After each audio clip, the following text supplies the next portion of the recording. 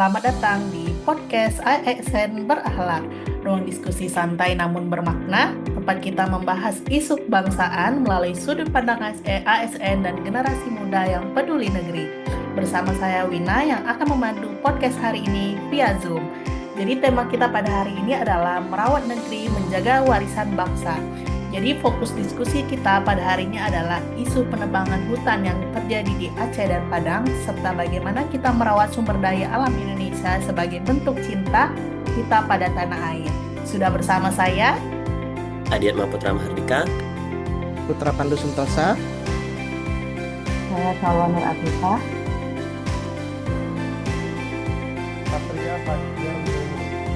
Oke, kita langsung masuk ke diskusinya ya. Jadi kalau kita bicara penebangan hutan di Aceh dan Padang, sebenarnya ini bukan merupakan sesuatu hal yang baru. Namun dampaknya makin terasa sekarang mulai dari banjir, longsor, sampai konflik satwa. Saya ingin memulai dari sudut pandang umum dulu nih. Menurut Adiatama, bagaimana kamu melihat fenomena ini? Ya, baik, terima kasih atas pertanyaannya. Kalau menurut hemat saya merasa ini penebangan hutan yang terjadi sekarang itu sudah masuk ke tahap yang sangat mengkhawatirkan. Ya, karena bukan hanya penebangan legal untuk industri saja, melainkan juga penebangan liar atau illegal logging yang menurut saya sulit dikontrol. Jadi seperti yang terjadi di Aceh dan Sumatera Barat itu kan merupakan kawasan yang menyangga ekosistem. Karena kalau misalnya kawasan ekosistem di sana rusak, dampak yang terjadi itu bukan hanya skala lokal saja, tapi bisa sampai ke regional atau lebih besar dari itu, seperti yang sudah kita saksikan bersama di berita dari akhir tahun kemarin tentang bencana alam yang terjadi di sana. Mungkin menurut saya itu. Oke, menarik. Jadi bukan sekedar soal pohon yang ditebang ya berarti, tapi sistem ekologinya semuanya yang ikut terganggu. Kalau menurut Putra Pandu nih, bagaimana kamu melihat dampaknya ini lebih kemana?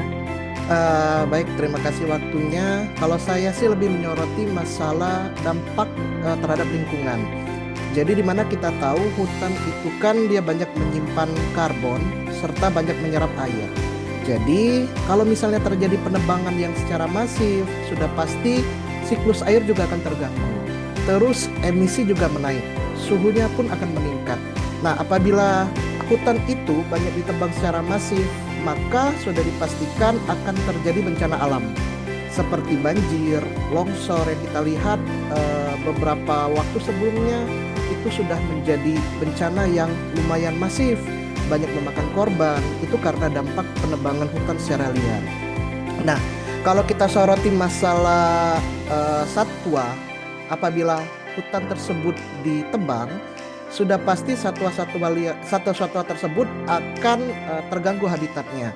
Nah, dampaknya bagaimana? Dampaknya itu satwa tersebut bisa masuk ke pemukiman warga. Nah, dampaknya juga bisa mengganggu masyarakat sekitar yang apabila misalnya harimau itu tiba-tiba ditemukan di pemukiman warga. Nah, itu yang mungkin menjadi dampak dari penebangan liar. Itu menurut pendapat dari saya. Terima kasih. Berarti penebangan liar ini bisa memicu kerusakan hutan yang juga bisa memicu efek domino ya. Kalau menurut Salwa nih, kalau kita tarik konteksnya warisan bangsa, apa yang sebenarnya sedang kita pertaruhkan? Baik, terima kasih Mbak Wina atas kesempatannya. Kalau dari yang tadi disampaikan, kita sudah melihat ini dampaknya secara lingkungan dan keberlanjutan. Tapi kalau bicara warisan bangsa, menurut saya yang dipertaruhkan itu identitas kita. Hutan adalah bagian dari jati diri Indonesia. Kita dikenal sebagai negara dengan kekayaan alam dan keanekaragaman hayati yang luar biasa. Kalau hutan terus berkurang, yang hilang bukan cuma pohon, tapi juga rumah satwa, sumber kehidupan masyarakat, dan kebanggaan kita sebagai bangsa. Jadi, menjaga hutan bukan hanya isu lingkungan, ini soal tanggung jawab kita agar warisan itu tetap ada untuk generasi berikutnya. Terima kasih Mbak Wina.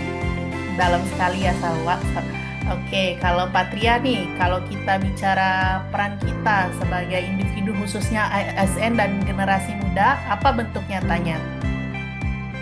Oke, terima kasih atas kesempatannya Mbak Wina.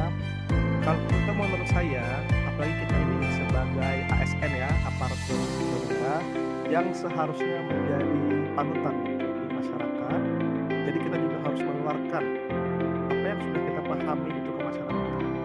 Nah, dalam hal ini ada dua faktor yang menjadi titik berat. Yang pertama adalah dari sisi pribadi atau individual. Dari sisi pribadi itu, kita nih dari diri kita harus mengurangi konsumsi produk yang tidak ramah lingkungan. Nah, contohnya seperti bahan-bahan yang mengandung plastik, ya. Kalau bisa kita substitusi ke produk-produk yang bisa diperbaharui atau didaur ulang. Kemudian penggunaan kertas, sebisa mungkin, seminimal mungkin produk-produk kertas atau volumenya itu diminimalisir, kecuali untuk hal-hal penting saja. Nah, setelah dari diri kita sudah dapat berubah atau sudah dapat menularkan sesuatu yang baik untuk diri kita sendiri, barulah kita share ke teman-teman, kita edukasi lingkungan kita, sehingga penggunaan produk-produk yang berdampak khususnya langsung kepada lingkungan itu bisa dikurangi. Kemudian dari sisi sebagai ASN, kita yang bekerja sebagai aparatur sipil negara pasti berhubungan dengan kebijakan-kebijakan, sehingga dalam hal ini kita juga harus mendukung kebijakan-kebijakan yang berkelanjutan, ya. Kemudian juga apabila kita memiliki jabatan atau kewenangan, kita juga harus jelas nih transparansi izinnya, ya, transparansi izin lahan yang diperuntukkan untuk apa, itu juga harus jelas. Dan yang terakhir adalah pengawasan berbasis data. Jadi jangan sampai di lapangan itu yang berizin tidak diawasi, yang berizin juga harus diawasi. Apalagi yang tidak berizin itu harus dilakukan kebijakan yang benar-benar nyata. Sehingga yang namanya NKRI harga mati merawat negeri itu tidak hanya jadi slogan, tapi sebuah perjalanan nyata yang kita mulai dari diri kita sendiri. Mungkin itu dari saya. Setuju sekali. Nah, kalau menurut Arya Tama nih, itu kan tadi perannya sebagai ASN nih. Kalau masyarakat lokal, apakah juga mempunyai peran yang penting?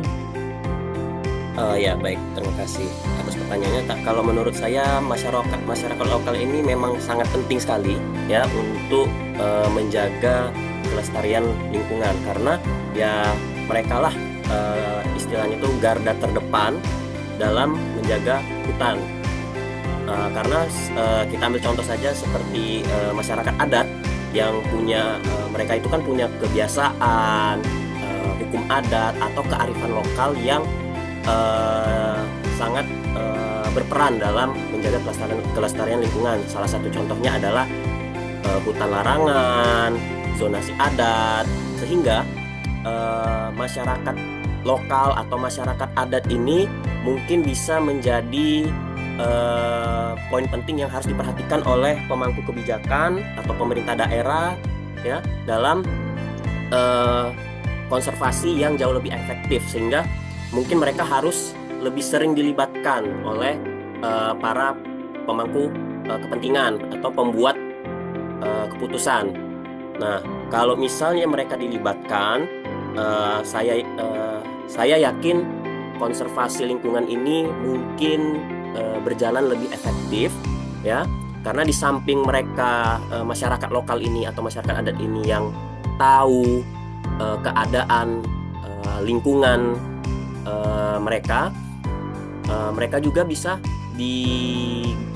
mereka juga bisa berperan sebagai deteksi dini nih kalau terjadi kerusakan lingkungan, karena ya misalnya terjadi penebangan hutan secara liar, ya masyarakat inilah yang mungkin mendeteksi pertama kali kerusakan itu, sehingga kalau deteksi dini ini berjalan dengan baik, maka keputusan atau kebijakan yang berkaitan dengan usaha konservasi hutan ini juga berjalan lebih cepat atau lebih efektif.